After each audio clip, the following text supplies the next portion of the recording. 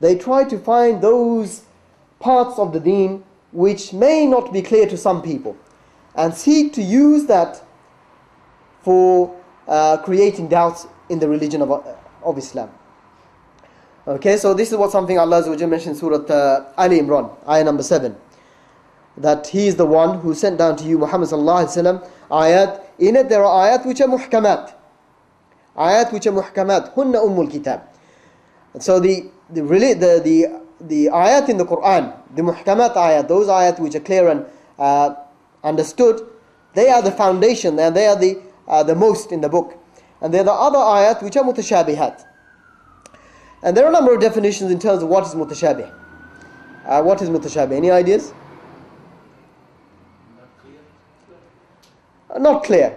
Yes, you could say that. I mean, there are a number of views from these ulama, and not necessarily contradictory but complementary views.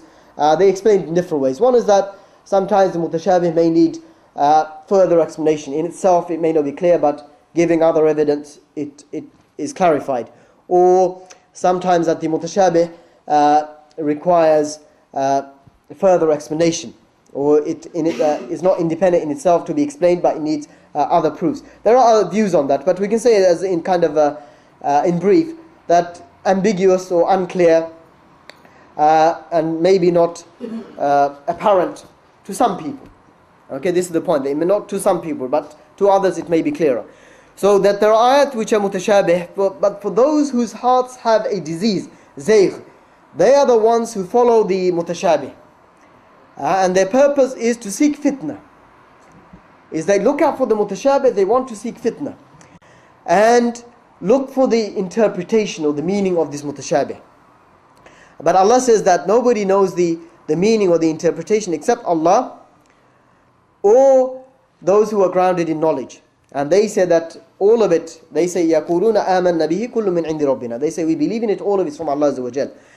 And that's the ayah. Anyhow, from this ayah, the point I want to make is that most of the deen is muhkam and clear. Most of the deen, things that we need in our deen to practice, our obligations are very clear to the common person. There may be areas which are unclear to certain people. Okay, so the people who have disease and sickness in their hearts, they seek out this mutashabih. And they take this mutashabih over what is muhkam, rather than taking what is muhkam over the mutashabih, and seek to create fitna within the ummah. And I'll give you some examples from the past. In the past, we had divisions around Aqidah. And first of those divisions that arose was around Iman. And we had the Khawarij who came with ideas that said that...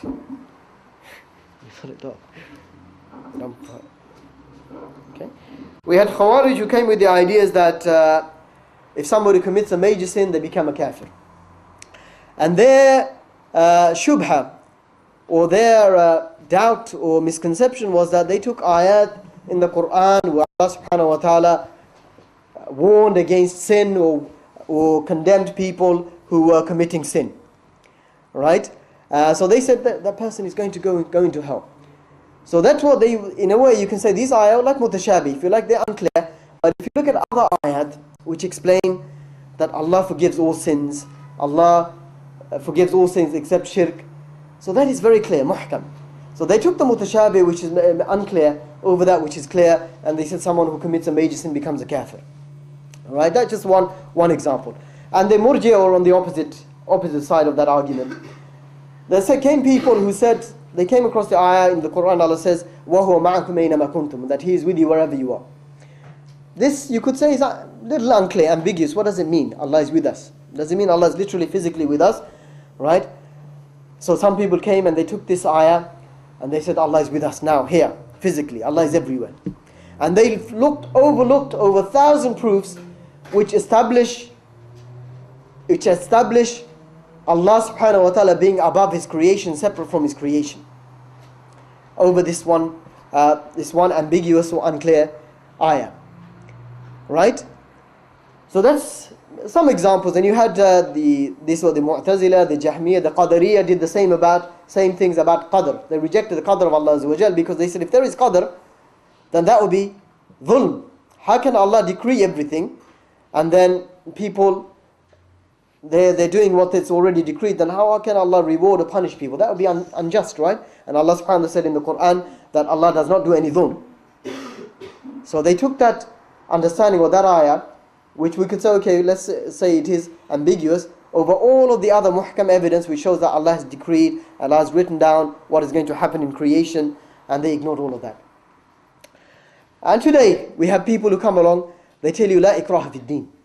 There is no compulsion in religion. This ayah, okay, what is the context, what is the meaning of this ayah?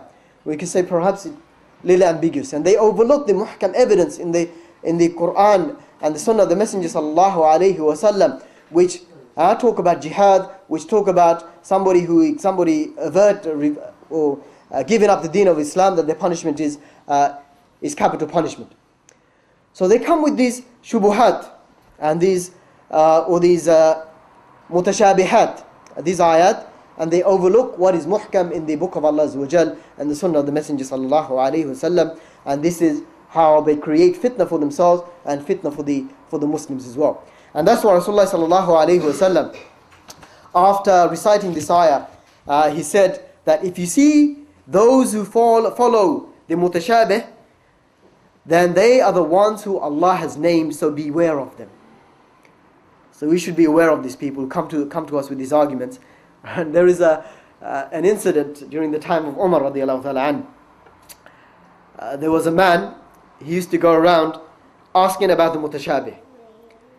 He used to go question the mutashabih, and his reason was not to learn, but to create fitnah, to create doubt. So Umar, he learnt of this, and we know Umar, mashallah, he's not someone, if we had Umar today, these people would be calling him extremist and barbaric. So he took some sticks, he gathered some sticks, and he called this person, he called him and he said, who are you? And this man, he said, my name is Sabir, Abdullah Sabir. And he said, I am Abdullah Umar. And he started beating the man with these sticks. He didn't ask for any explanation, he started beating him with these sticks until the man, he started bleeding.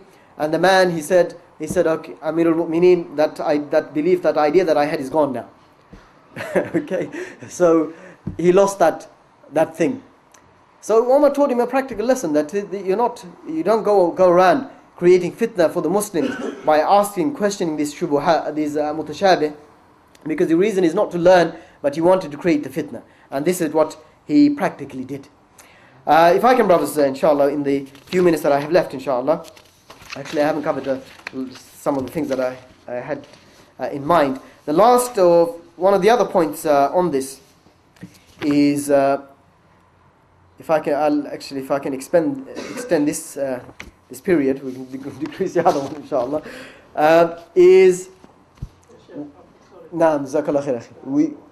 If we can come back, inshallah, we'll have some time, inshallah, barakallahu feek. One of the other points, so I mentioned three so far. The fourth one, which gives rise to shubuhat in one's deen, is the love of the world, the love of the dunya, and the following of one's desires.